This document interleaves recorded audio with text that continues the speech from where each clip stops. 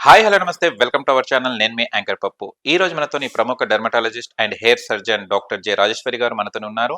And hair మీద వచ్చే సమస్యల గురించి డాక్టర్ గారిని అడిగి తెలుసుకోవడం ప్రయత్నిద్దాం. నమస్తే మేడం. నమస్తే పప్పు గారు, బాగున్నారా? బాగున్నా, మీరు ఎలా ఉన్నారు? బాగున్నాను. ఓకే. డాక్టర్ రాజేశ్వరి గారు, ఇప్పుడు మన హెయిర్ ట్రాన్స్ప్లాంట్ చేసుకున్న పేషెంట్ ఎన్ని డేస్ కి రికవర్ అవుతారు? పప్పు గారు, రికవరీ అనేది 2 కేటగిరీస్ ఆఫ్ పీపుల్ అండి. ఓకే. అసలు దీనికి రికవరీ అనేది లేదు, ఇమ్మీడియట్ గా నెక్స్ట్ డే కూడా పనులు చేసుకోవచ్చు. బట్ కొన్ని కండిషన్స్ ఓకే. ఎట్లా ఏంటవి? అంటే, ఇప్పుడు బిలో 35 ఇయర్స్ అనుకోండి, అంటే యంగ్ ఏజ్. ఓకే. ఓకే, అలాంటి వాళ్ళు ఇమ్మీడియట్ గా, ఎగ్జాంపుల్ నేను మార్నింగ్ 10 o'clock స్టార్ట్ చేశాను అనుకోండి case, okay. Maximum 4 to 6 o'clock అయిపోతుంది. వాళ్ళు హ్యాపీగా వెళ్ళిపోవచ్చు. ఓకేనా? నెక్స్ట్ డే నుంచి జాబ్కి వెళ్ళిపోవచ్చు. ఓ, దీనికి recovery down time is very zero. అచ్చా. Okay, nice. ఈ ఏజ్ వాళ్ళకి, 35 బిలో. Below 35 Okay. వాళ్ళకి.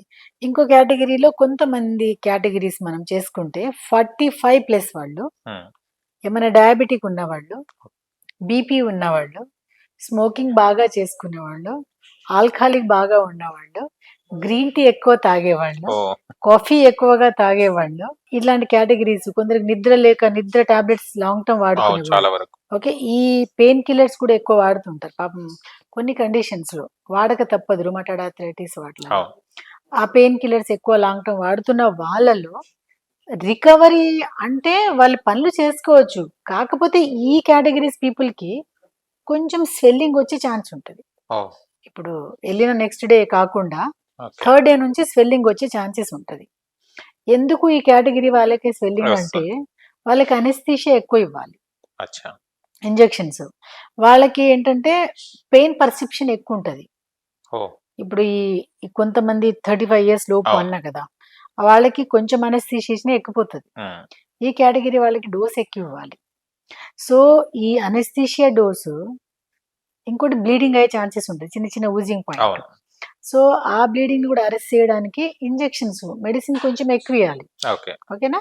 ఇచ్చినప్పుడు ఏమైతుంది వాడికి 3rd డే అంటే, ఇదంతా ఫేషియల్ స్కిన్ మనది, అవును. ఇక్కడ నుంచి ఇదంతా కింద డ్రాప్ అవుతుంది. ఓకే. కింద ఇదంతా బ్యాగే కదా, ఇవన్నీ బ్యాగే మనకి. అవును. ఇక బ్యాగ్ లోకి అంతా కిందగా డ్రాప్ స్మెల్ అవుతుంది. వచ్చేసి. కొంచెం డోస్ అయితే డ్రాప్ అయితే అసలు స్వెల్లింగ్ ఉండదు. అదే. ఎక్కువ డోస్ ఇచ్చేసరికి డ్రాప్ అవుతుంది కదా, కొంచెం స్వెల్లింగ్ అయ్యే ఛాన్సెస్ ఉంటుంది. ఓకే. ఈ స్వెల్లింగ్ తప్ప ఇంకో వాళ్ళకి complete down time zero, recovery అట్లా ఏమి లేదు, ఇమ్మీడియట్ గా వెళ్ళిపోవచ్చు. ఈ కేటగిరీ వాళ్ళు కూడా ఇమ్మీడియట్ గా పనులు చేసుకోవచ్చు. బట్ కొంచెం స్ట్రెస్ స్ట్రెయిన్ ఉన్న జాబ్ లోకి వెళ్లకుండా ఇంట్లోనే చేసుకునేటట్టు మాక్సిమం ఒక 3 days రెస్ట్ తీసుకుంటే సరిపోతుంది. అదర్వైజ్ అసలు మిగతా కేటగిరీ వాళ్ళకి ఏం లేదు. నెక్స్ట్ డే కొందరైతే మూవీకి కూడా వెళ్ళిపోతారు. ఓకే. ఎందుకంటే వాళ్ళు జాబ్కి వెళ్ళారు, టైం పాస్. కొందరైతే మీ నంబరు ట్రాన్స్ప్లాంట్ చేసుకొని గోవాకి వెళ్ళిపోతారు. ఓ, అంత ఫ్రీ ఉంటది. గోవాకి వెళ్ళిపోతారు, హ్యాపీగా ఫ్లైట్ కి వెళ్ళిపోతారు. ఓకే. మళ్ళీ అక్కడ నుంచి 3rd డే మేము కాల్ చేస్తాం ఎవరికైనా కూడా, ఎలా ఉంది, మీకు ఏమైనా స్వెల్లింగ్ వచ్చిందా అని. అప్పుడు వాళ్ళు అంటారు, మేము గోవాలో ఉన్నాం, మేము పర్ఫెక్ట్ ఉన్నామని. ఓకే. కొందరైతే ఇంట్లో వాళ్ళకి చెప్పకుండానే వచ్చేస్తారు ట్రాన్స్ప్లాంటేషన్ కి. ఓకే. అంటే ఇంట్లో వాళ్ళు భయపడతారు కదా, అవును. అదే తలకి అమ్మ వాళ్ళు గాని వాళ్ళ వైఫ్స్ గాని, ఎందుకండి ఇప్పుడు అవసరమా, ఏమైనా తల అయితదేమో అని. ఆపరేషన్ కదా, అవన్నీ అన్ని ఎందుకని వాళ్ళకి చెప్పకుండా వస్తారండి. మళ్ళీ ఇంటికి పోరు, మళ్ళీ 5-6 రోజుల తర్వాత టూర్స్ అన్ని వెళ్ళేసి అట్లా వెళ్ళిపోతారు. ఓకే. సో కాబట్టి దీనికి రికవరీ టైం అనేది, అంటే మనం చేసే టెక్నిక్ రికవరీ టైం అనేది జీరో అండి. ఓకే. Yeah.